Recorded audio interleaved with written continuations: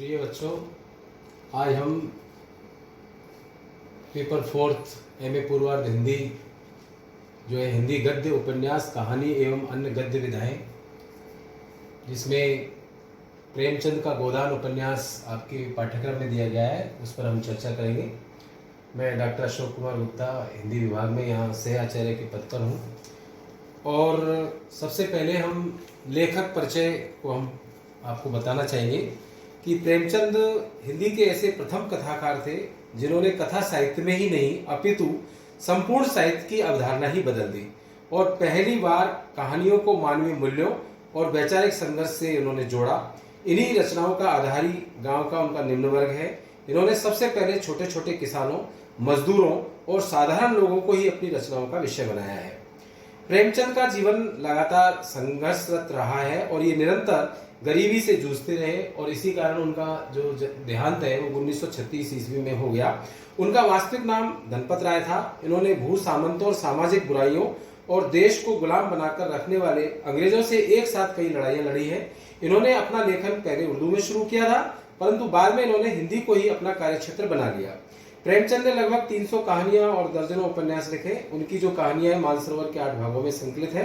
सन 1936 में प्रेमचंद जी ने अखिल भारतीय प्रगतिशील लेखक संघ के प्रथम अधिवेशन की अध्यक्षता की थी और इन्होंने अध्यक्षीय पद से जो भाषण दिया था वो हिंदी साहित्य के लिए एक ऐतिहासिक उपलब्धि है।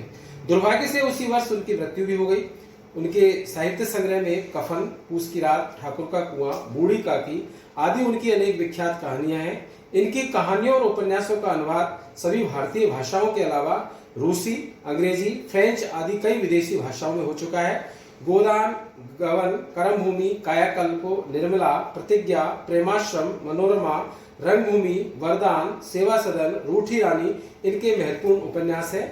और इनके बारे में हम ये बता सकते हैं कि मुंशी प्रेमचंद एक व्यक्ति तो थे ही, एक समाज भी थे, एक देश भी थे। व्यक्ति, समाज और देश तीनों उनके हृदय में थे। उन्होंने बड़ी गहराई के साथ तीनों की समस्याओं का अध्ययन किया। प्रेमचंद इस तरह से हर व्यक्ति की, पूरे समाज की और देश की समस्याओं को सुलझाना चाहते थे, पर हिंसा से नहीं, विद्रोह से नहीं, अशांति से नहीं, अनेकता से नहीं, वे समस्याओं को सुलझाना चाहते थे प्रेम से, अहिंसा से, शांति से, सौहार्द से, एकता से, बंधुता से। इस तरह से प्रेमचंद आदर्श का झंडा हाथ में लेकर के प्रेम, एकता, बंधुता, स्वाद और अहिंसा के प्रचार में जीवन पर्यंत लगे रहे। उनकी रचनाओं में उनकी यही विशेषताएं हमें देखने को मिलती है। वैसे प्रेमचंद जनता के कथाकार थे।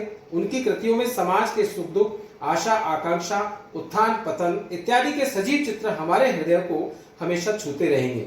वे रविंद्र और शरद के साथ भारत के प्रमुख कथाकारों में से प्रमुख माने जाते हैं, जिनको पढ़े बिना भारत को समझना संभव नहीं है। प्रिय छात्रों, अब हम गोदान का जो है परिचय, इस पर हम चर्चा करेंगे। गोदान में प्रेमचंद की कला परिपाक की चरम सीमा का स्पर्श कर लेती है। भारत का यदि वास्तविक चित्र और भारत की वास्तविक समस्या को यदि आपको देखना है तो हम इसमें देख सकते हैं। इसका मुख्य पट ग्रामीण जीवन है, यद्यपि शहरी पात्र उनकी झांकी भी यहाँ उचित अनुपात में मिलती है। किसान का जीवन मर्यादा का कंकाल मात्र रह गया है। नौकरशाही उसका खून चूस रही है तो अंधविश्वास उसे पनपने नहीं देते। जमींदार एवं महाजन उसके नासूर बन चुके हैं। वह सबसे उपयोगी एवं सबसे घृणित है। उसे मरने नहीं दिया जाएगा, परंतु उसके जीने के अधिकार पर सदा प्रश्न चिन्ह लगा रहता है। भारत का किसान केवल साधन है। शताब्दियों से वह साधन रहा है। उसका साध्य अच्छा साधन बनना है। जीवन भर सच्चाई एवं ईमानदारी से जुटे रहने पर भी होरी की एकमात्र लालसा गाय रखने की पूरी नहीं हो पाई। आत्मबल से विजयी होकर भी होरी भौतिक दृष्टि से जीवन संग्राम में पराजित ही रहा।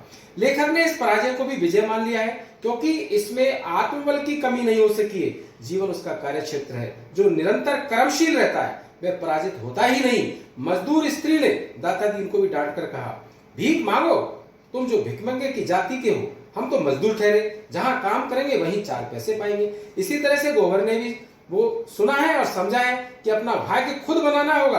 अपनी बुद्धि और साहस से इन ताकतों पर विजय पाना होगा। लेखक इस निष्कर्ष पर पहुंचता है कि जब तक किसान में आत्मबल एवं मनोबल का संचय नहीं होता, तब तक कोई भी बाहरी शक्ति, ईश्वर हो चाहे कोई और हो, उसकी सहायता नहीं कर सकती। स्वयं बल से ही भारी संबल अर्जित हो जाता है। इस तरह से हम ये कह सकते हैं कि विश्व के महान कथा शिल्पी मुंशी प्रेमचंद का उपन्यास गोदान हिंदी साहित्य के इतिहास में मील के पत्थर की तरह खड़ा है।